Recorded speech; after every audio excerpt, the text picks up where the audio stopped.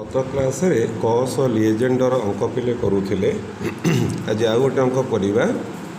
P जदि odd prime number हुए if p is odd prime number then so that 2/p रो कस Legendre 1 if p congruent 1 mod 80 और p congruent 7 mod 80 and -1 if p congruent 3 mod 8 और p congruent 5 mod 8 ताले एटा हबो बोली तुम्हें प्रमाण करी देखाओ। ठीक अच्छे आमे गत क्लास रे आलोचना करथिले 2/p रो लिएजेंडर फॉर्मूला -1 उपरे p स्क्वायर -1 विभक्तक 8 आमे एटा गत क्लास रे प्रमाण करिथिले। ताले वर्तमान कथा हैला ए 2/p रो लिएजेंडर 1 केते बळे हबो ना 1 हबो जदि p स्क्वायर -1/80 एटा इभिनी हबो एवं एटा -1 हबो जदि p स्क्वायर -1/80 टा ऑड हेइथिबो। ठीक अछि ताले वर्तमान कथा हैला p स्क्वायर -1/80 टा इभिनी हबो ता माने कोन ताने p स्क्वायर -1/80 कॉन्ग्रुएंट 0 mod 2 हबो एटा हले इभिनी हबो। ठीक अछि आमे कोन करिबा उभय पटरे 2 को मल्टीप्लाई करिबा कले कौन हम आई हाव पी स्क्वायर -1/4 कॉन्ग्रुएंट 0 mod 4 हम कहीं पिले mod 4 हम पुओ कारण दुई जो मल्टीप्लाई करिवो आमे कटाकटी केतळे करू जदि उभय पटरे काटू जदि cos आगुटा 1 हेइथाबो आमे देखो इठी 2 अछि इठी भी 2 अछि ना नहीं 2 2 रे कोन cos आउ 1 की ना गुणीबा जेतळे सबुथिरे गुणीबा एथिरे गुणीबा बाँ पट डाण पट mod सबुथिरे गुणीबा p square -1/4 congruent 0 mod 4 आ माने पिले कौन ना p + 1/2 into p - 1/2 congruent 0 mod 4। ठीक अच्छी that means p + 1/2 congruent 0 mod 4 और p - 1/2 कॉन्ग्रुएंट 0 mod 4 उभय पटरे पुणी 2 गुणी दबा 2 गुणले कौन हम यू हाव p + 1 कॉन्ग्रुएंट 0 ये है mod 80 एपट कौन हम p - 1 कॉन्ग्रुएंट 0 ये है mod 80 that means p congruent -1 mod 80 ये है p congruent 1 mod 80 p congruent -1 mod 8 means कौन p is congruent to 7 mod 80 ये है p is congruent 1 mod 8 so you can see the first result follows तो if 2/p row लिएजेंडर value 1 हबो जदि p congruent 7 mod 80 और p congruent 1 mod 80 आसीबा -1 case कौन हम ना एटा ऑड हेले उत्तर -1 आसीबो p स्क्वायर -1/80 ऑड हबो मीन्स कॉन्ग्रुएंट 1 mod 2 हबो एपट को 1 घिनी आस 1 घिनी आसिले केते हबो p स्क्वायर -1/80 -1 लॉस को 8 तो ये हबो p square -9/80 congruent 0 mod 2 same process 2 multiply कर दियो we have p square -9/4 congruent 0 you have mod 4 को भांगी देले p + 3/2 p - 3/2 कॉन्ग्रुएंट 0 ये है mod 4 को भांगिले p + 3/2 कॉन्ग्रुएंट 0 mod 4 और p - 3/2 कॉन्ग्रुएंट 0 mod 4 सो इटी आपको पुणी 2 मल्टीप्लाई करिबा कले कौन हम p + 3 कॉन्ग्रुएंट 0 mod 8 और p - 3 कॉन्ग्रुएंट 0 ये है mod 80 फ्रॉम दिस रिजल्ट कौन पाइबा p कॉन्ग्रुएंट -3 mod 8 ये है p कॉन्ग्रुएंट 3 mod 8 -3 को आम लिखिपर पी कंग्रुएंट 5 mod 8 ये तार रहा P congruent 3 mod 8 so second result follows हो गला बुझीगला पिले बस वन ऑफ द कंप्लीट ये हो गला केवल करे अच्छा आउ गोटे रिजल्ट पिले पढ़ा ऑन करे आउ गोटे क्वेश्चन पिले if P and Q are distinctly odd prime numbers then p by q into q by p Liegender is equal to 1 if p congruent 1 mod 4 or q congruent 1 mod 4 and this is -1 if p congruent q congruent 3 mod 4 आम यही result यहाँ को follow up करवा ताले बर्तमान पिले कौन आम गोटे फर्मूला मु आलोचना कर चिंता करी तुमको जे फर्मूलाटी है या we know p by q Liegender is equal to -1 पर p -1 by 2 into q -1 by 2 into q by p Liegender आना हूँ क्वाड्रेटिक रेसिप्रोकालिटी लॉ ये लॉटा तुम अच्छी कि ना मुझे देखिए तुम आलोचना करेबी स्टेटमेंट अच्छी तुम कोर्स रे प्रूफ अच्छी कि ना कारण आ प्रूफ जो जिन दरकार से जिन मोर कोर्स ना मत लगुच तो से देखिए आ कथा कौन कर पर मत आलोचना करवा ये फर्मूला को आम यूज करवा ये p by q Liegender -1 पर p -1 by 2 into q -1 by 2 into q by p let us multiply q by p in the both side उभय पटे q by p की मल्टीप्लाई करदे therefore p by q Liegender sum into q by p Liegender is equal to -1 पर p -1 by 2 q -1 by 2 into q by p whole square तुम्हें जानिच Liegender value either 1 or -1 जो whole square करदे it become 1 तो तार किसी माने रहा ना सो दिस बिकम -1 पर p -1 by 2 into q -1 by 2 बस this value will be equal to 1 केतबले 1 हम if p -1 by 2 into q -1 by 2 Etah even होता केतबले -1 हम if p -1 by 2 into q -1 by 2 टा एटा ऑड होता केतबले इवन हम मुझे एटा इवन हम if at least 1 of p -1 by 2 or q -1 by 2 is even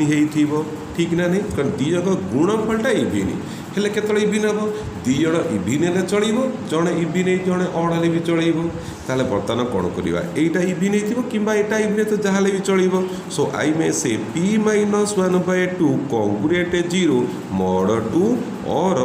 q -1 by 2 congruent 0 mod 2 ये भी चलो ये भी चलो let us multiply 2 in both sides so therefore we have p congruent 0 ये है mod 4 ये है q -1 congruent 0 ये है mod 4 therefore p is congruent 1 mod 4 ये है q is congruent 1 mod 4 so the first result follows p by q into q by p is equal to 1 if both p and q are congruent 1 mod 4 second को आसवा -1 आसवा ताले -1 केत हम ना if this product is odd is possible if both of them are odd ताले कौन कहवा आम कह -1 केत हम इफ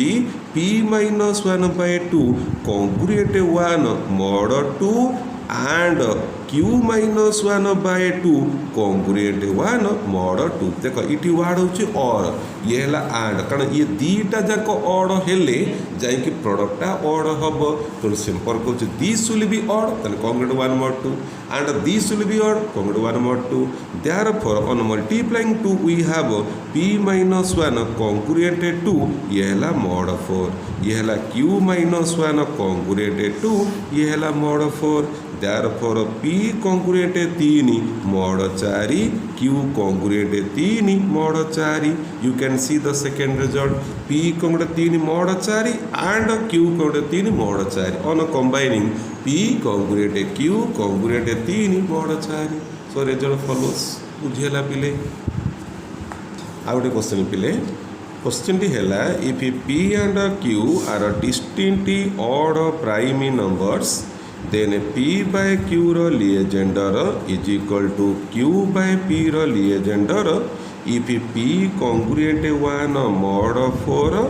और q congruent 1 mod 4 another is minus of q by p if p congruent q mod 3 congruent 3 mod 4 आमे जोटा प्रण कले एक्जाक्ट सही प्रमाण अच्छा आमे प्रण कौन कले ये आमे प्रमाण ये कले p by q by p congruent दी जनकर multiplication congruent 1 if that thing will happens congruent -1 हम if p congruent q 3 mod 4 अच्छा आमर रिजल्ट कौन है p by q into q bye p आम कहले -1 पर p -1 by 2 into q -1 by 2 आम पुणा रिजल्ट फेरी आसवा उभय पटे q बाय p की मल्टीप्लाई करदे करदे बाँ पटे गला p बाय q लीजेंडर तो ये तार स्क्वायर हो भैल्यू होगा 1 ये -1 पर p -1 by 2 into q -1 by 2 into q bye p Legendre बाद ये भैल्यू पलि आसला ताले बर्तमान आम कौन करवा व्हाट हैपेन अच्छा आमर ये जो भैल्यूटा दिस भैल्यू इज आइदर 1 और -1 तो आम कह दिस भैल्यू -1 उपर p -1 by 2 q -1 by 2 is either 1 or केते -1 ताहले आम तैयारी करिबा 10 p बाय q रो Legendre is equal to q bye p you can see is equal to q bye p केते बळे ना जदी कोन हबो एटा इविन हबो कौन यही पावरटा इविन हेले आम कह is equal to q bye p हम होने p -1 by 2 q -1 by 2 is even and this will be minus of q bye p हम होने p -1 by 2 q -1 by 2 is odd मो कथा बुझी पाइल मुझे दिस भैल्यू 1 हो पारे -1 हो पारे এটা কেতল 1 হবো না যদি এইটা ইভিন হবো 1 লে কেতে হবো 1 * q bye p q bye p তো q बाय p কেতল হবো যদি এটা ইভিন হবো এটা মাইনাস হবো q বাই p কেতল হবো না তো অড হবো তাহলে বর্তমান কো what happen this will be q by p তুমি উপরে যে বাহার কলো p -1 by 2 and q -1 by 2 even কেতল হবো না যেতবেলে দিস উপরে যে ফলোস করিব লক্ষ্য কর এইটা কেতল পিলে ইভিন হবো আমি এই ডিসকাশন করিছে at least 1 of this is even তো তাপরে রেজল্ট পিলে কোন ফলোজ হবো p congruent 1 mod 4 और q congruent 1 mod 4 minus of q bye p केतले हम ना जितेबाला गुणनफलटा ऑड हम ये आलोचना कले ऑड वार्ड कही तुम आड लगे तेणु आड कौन उत्तर बाहर p congruent q congruent 3 mod 4 हम बुझीपार तमने आर किसी अधिका ना यहीटा प्रमाण करदेला से ये जिनसा तार छाँ बाहरी आसला बुझीपाल पिले कौन कि बाहर अच्छा पिले गॉस लीजेंडर किसी प्रोब्लेम सारा दिया कंप्यूट दिस भैल्यूज देख अंक बेले कला बेले तुम ये फर्मुलार व्यवहार करने पड़ पारे p बाय q है -1 पर p -1 by 2 into q -1 by 2 q bye p let us come छोटा एग्जाम अंक गुड़ा करवा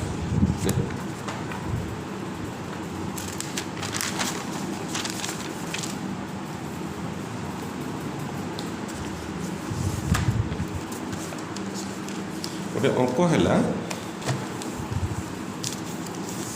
कहला 199 बाय 3 कहला यहीटार तुम्हें भैल्यू के बाहर कर तो तुम्हें कौन कर 199 बाय 3 अच्छी कौन कि कर आगे सिंपली कंक्रीट बोल कही माने आराम से आपको हरी दियो व्हाट इज द रिमाइंडर को खोज p बाय q मैंने तुम जापर 1 विभिन्न प्रकार कथा तार कहला ताले रिमाइंडर केते आसीबो 318 301 बास दिस भैल्यू होची 1 बाय 3 सैला 1 बाय 3 लीजेंडर किमिति कौन बाहर कथा टेकिंग तो जानिछ you can find it easily गला ये है गोटे कथा। तापर आउ गोटे है 5 विभक्तक 199 आर मूल्य पचार सब आपन कर ना आपाई फर्मूला आम पढ़ले p by q equal to -1 पर p -1/2 q -1/2 into q by p ना नहीं तेणु 5 विभक्तक 199 केते हम कह इज इक्वल टू -1 पर पी -1/2 5 माइनस 1 4/2 ये है 2 क्यू -1/2 है के 198 198/2 2 नुआ 18 2 नुआ 18 198 है 2 नुआ 18 2 नुआ 18 99 इंटू क्यू बाय पी माने 199/5 99 into 2 is a even number even एटा 1 हो गला तो दैट्स इक्वल टू 199/5 लिएजेंडर बुझीपाइल 5/199 थिला नाउ इट रिड्यूसेस टू 199/5 हो गला तापर कौन करे 5 को हरदेल केते लगे को 5 हेले 5 3 15 5 3 15 हेले 15 4 9 5 नुआ 45 4 विभक्तक 5 लिएजेंडर तुम आपको इजिली फाइंड आउट कर पार तेणु एमती ब्यूटीफुल क्वेश्चन सार समय दिया तेणु आशा करुँच तुम अंकटा सब जाक निजे वर्कआउट कर बुझीगला।